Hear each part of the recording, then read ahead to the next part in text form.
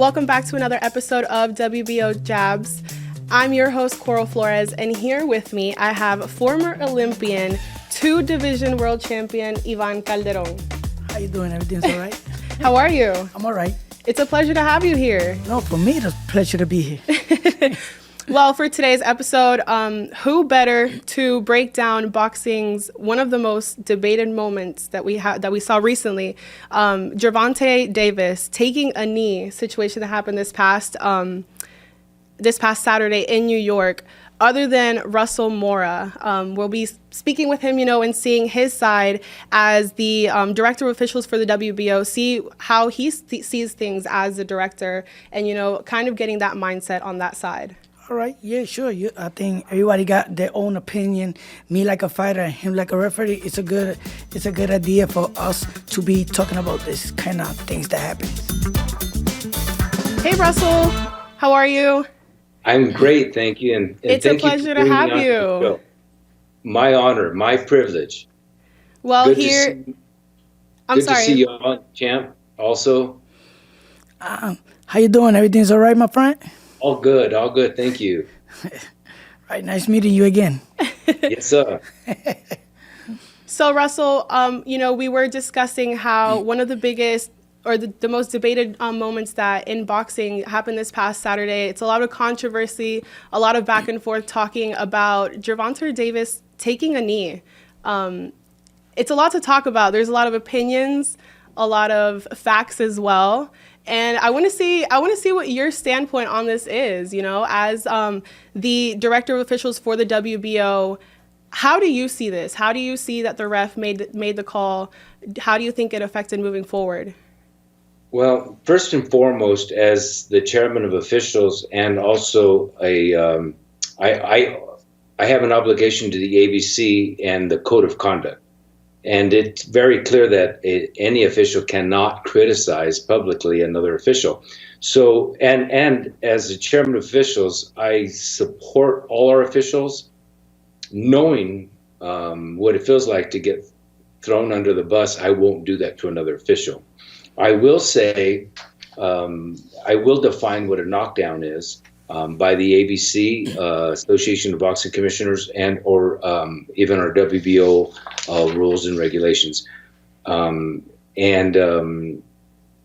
can say that if any part of a boxer's body, other than the soles of his feet, touches the canvas, it can be considered a knockdown.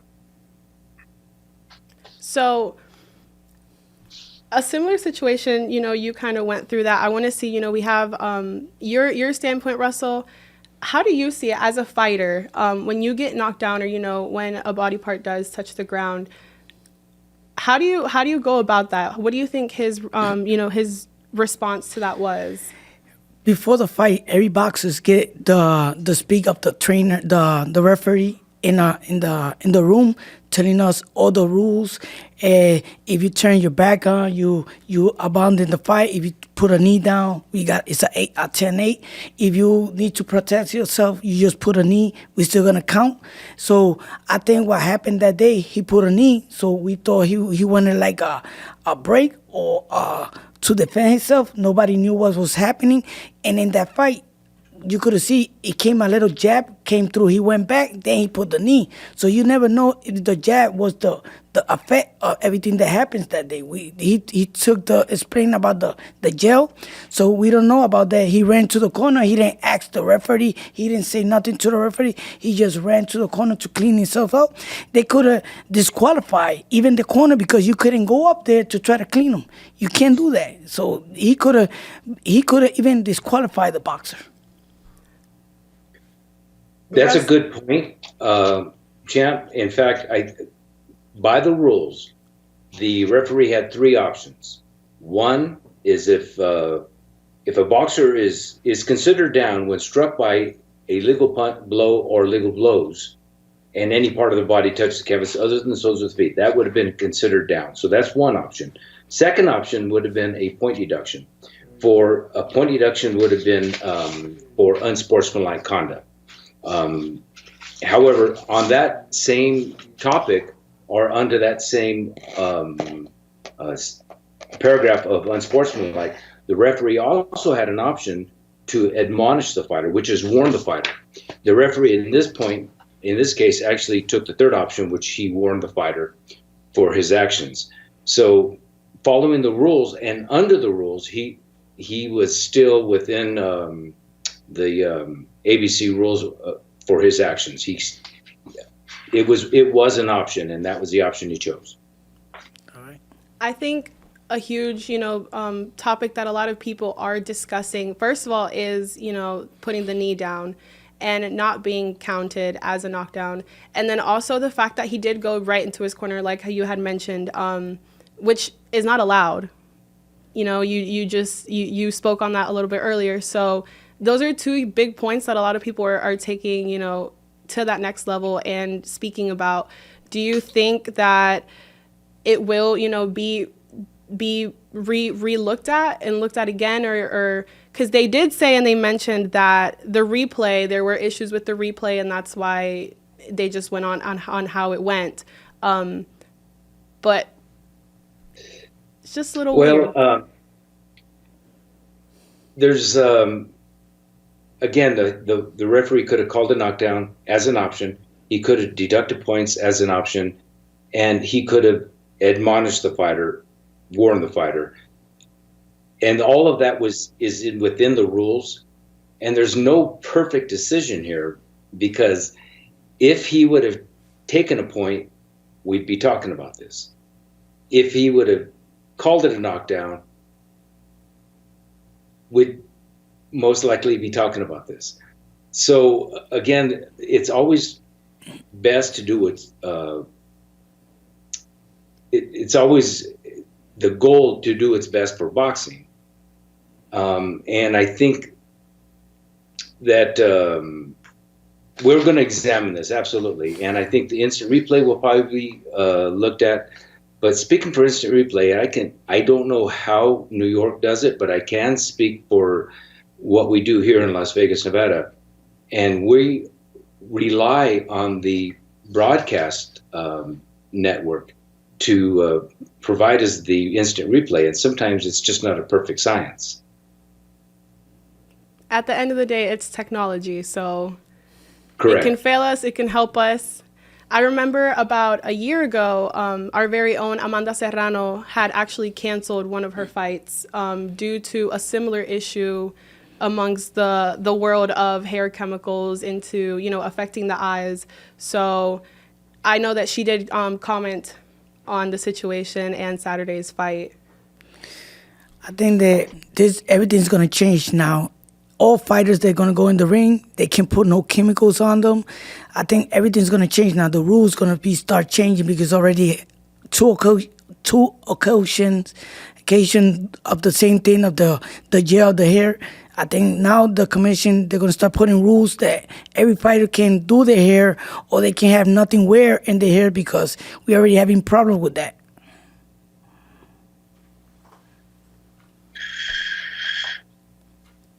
Now, on your standpoint, Russell, with what Ivan just mentioned, do you think that is something that will be taken into action, moving forward with this situation happening on Saturday? Well, boxing in general has always been improved daily. And this is probably one aspect that we'll take a further look at, and rightfully so, because we always want the best outcome for boxing. But remember that the most important part of boxing is safety of the fighters. And yes, we want to get it right. Fairness and safety is the goal of the referee and of the officials. And getting it right is our absolute goal. Well, yeah, we definitely appreciate your knowledge and your input on this topic. We do know that you've officiated over 600 professional fights, more than 100 world title fights. So getting your input on this is huge. And, it's good to know and get that insight of the inside world, on that side, how we see it on our side as well. Yeah, and I know there's a lot of talk about what the rules say, what the rules don't say, but I think it's important for people to understand is that there's 13 unified rules, and the rest of the rules are in the referee's manual and some of our old referee's guideline, and that's where some of the rules come out of. But making a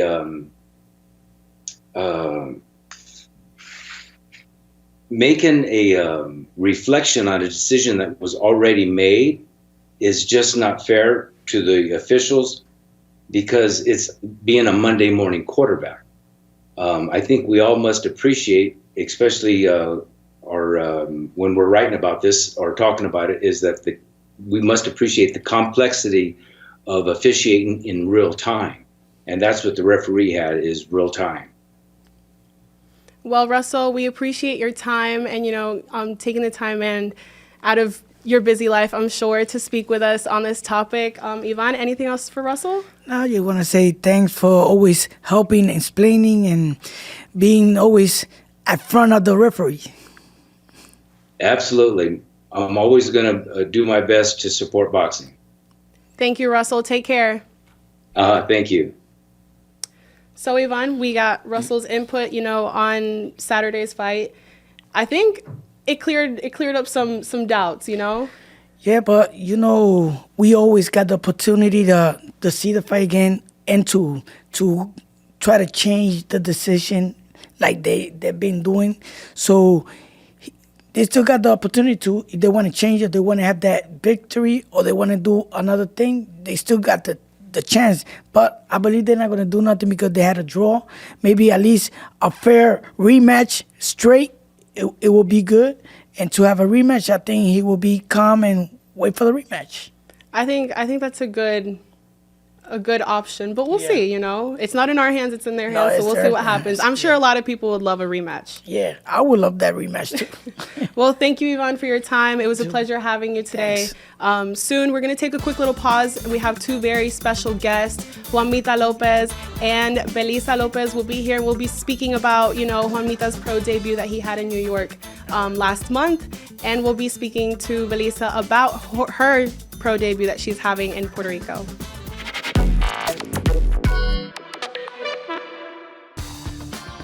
Hey everyone, and welcome back to WBO JABS. Here we have brother and sister duo Juanmita and Belisa Lopez de Jesus. How are you guys? Really excited and grateful for the opportunity to be here. Belisa? Fine. Thank you for the opportunity to come into here. Yeah, it's a pleasure to have you guys and speak to you guys a little bit about what you just experienced, your amazing pro debut in New York, and your pro debut coming up soon. Juanmita, let's start with you. How was it? February 14th, Madison Square Garden, pro debut. I think it was a crazy day. I really want to be in the garden one day and be fighting in New York. And make my pro debut, and it's like a dream. It's a dream that I don't want to wake up. You did experience. You were an Olympian in 2024. You went to Paris. How was what was the difference that you experienced, having your pro debut and then living that Olympian dream? Maybe when you are an amateur, you don't have that spotlight in your head. Everybody talking about you and what you're going to do. Now in pro, everybody is looking at you like what the guy had, because I'm only 19 years old, so everybody wants to see what I have in the ring. So I think we show a little bit in February 14th of what I have in the hands. Belisa, how was it watching your brother make a pro debut in Madison Square Garden? Fue muchos sentimientos encontrados y un sueño poder haber visto a mi hermano en su pro debut. She said she had a lot of emotions, looking at me in the garden and fighting that day, because it was a dream for both of being in the garden, and now she's going to be the best in March 22, in Barcelona. That's what I was just about to get into. You're making your pro debut on March 22nd in Barceloneta, Puerto Rico. What better way to make your pro debut rather than in your home? How does that feel? Es un honor brillar frente a mi gente, frente a todos los que me han visto desde pequeñita, ¿verdad? Desde aficionado, y poder brillar ante ellos, hacer mi pro debut ante ellos es un honor y una experiencia única. Lo soñé y hoy lo estamos consiguiendo. It's an unique experience, you know. She said she always want to fight in front of her people, so now she had the opportunity to show what she has in Barcelona in March 22. As a brother and sister duo, how do you guys complement each other in the boxing world? Like, do you guys train together? How do you guys help each other out through, you know, the hard times, making weight, all that stuff? Yeah, we always train together. Since we were a kid, we always have that dream to be a duo, you know, in the professional boxing, because in amateur it's a lot of duos, but not in pro. So now we got the opportunity, and we support each other, making sparring sections and sharing a lot of you know, that emotion of see your mom really excited when we're going to the ring. So now is the time to accomplish those goals that we have. I think the most exciting part about this, other than, you know, you guys are brother and sister, you guys complement each other, you guys know your weaknesses and your strengths, and you don't see it as a judgment. I think the most exciting part is also, you know, just being so close and being able to compare what you guys feel and all of the emotions. You know, you can give her advice on what you go through, and she can give you advice from her standpoint. You know, so I feel like you guys can complement each other really, really well, and that, you know, that could take you guys far. Yeah, it's take us on another level, because we help each other. So not everybody. Maybe you have friends in the sport, but we are brothers, so it's different. Now in the house we talk about what happened that day in the sparring, or what happened in the training, or what happened in the physical training. You know, like I don't like this, or I want to do this in this way. So we have that opportunity of exchange of opinion. You know, that I can be better in this part, and I think you are not doing this well, so we can talk in the house, so it's different. Constructive criticism is the best thing you guys can give each other. You know, Belisa's going to have a pro debut in Barceloneta, but you're not too far as well. You're about to have your first professional fight in Puerto Rico coming up in April. When you found out, how did that feel? You know, it's in your island. Yeah, I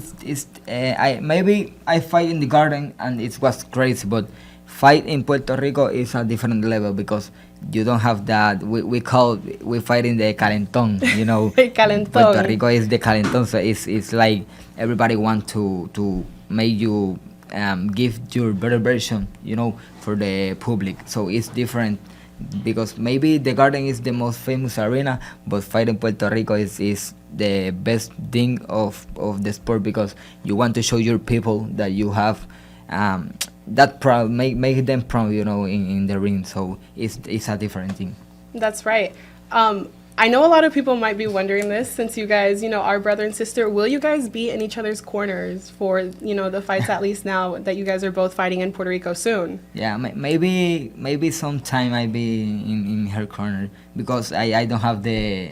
I'm only 19, so I think you have to be 21 to be in the corner of some fighters. But maybe I want to be in his corner, so maybe one time you see Juanmita like a coach. I think, as you know, her pro debut, I think she'd absolutely love to have you in her corner, you know, so you can be able to guide her and, you know, just be able to give her that support that she needs for her pro debut. Belisa, what can fans expect from you? Ellos pueden esperar una Belisa aguerrida que va hacia adelante a demostrar de lo que estamos hechos, de lo que hemos trabajado durante semanas, y puedo decir incluso hasta meses y años, porque esto viene de aficionados. Ellos pueden esperar un show. Esto va a ser emocionante. Vine a demostrar de lo que estoy hecha, y vine a demostrar que los López de Jesús estamos para quedarnos. The fan can expect the strongest version of Belisa. Since she was a amateur fighter, she was waiting for this moment, and now she's going to give the fan what they want. and now she's going to prove that the Lopez de Jesus are here for a reason. I can feel your excitement. I Yeah. see the smile on your face. I feel the excitement, you know, when we're speaking. I think we're all ready to see, you know, what you have to bring. It's going to be a very, very exciting pro debut. You're going to have your friends, your family, your whole island of Puerto Rico being, you know, pushing your back and being able to support you that night. I'm excited. I know you guys are excited. Yeah. I'm sure everybody else is excited for that moment.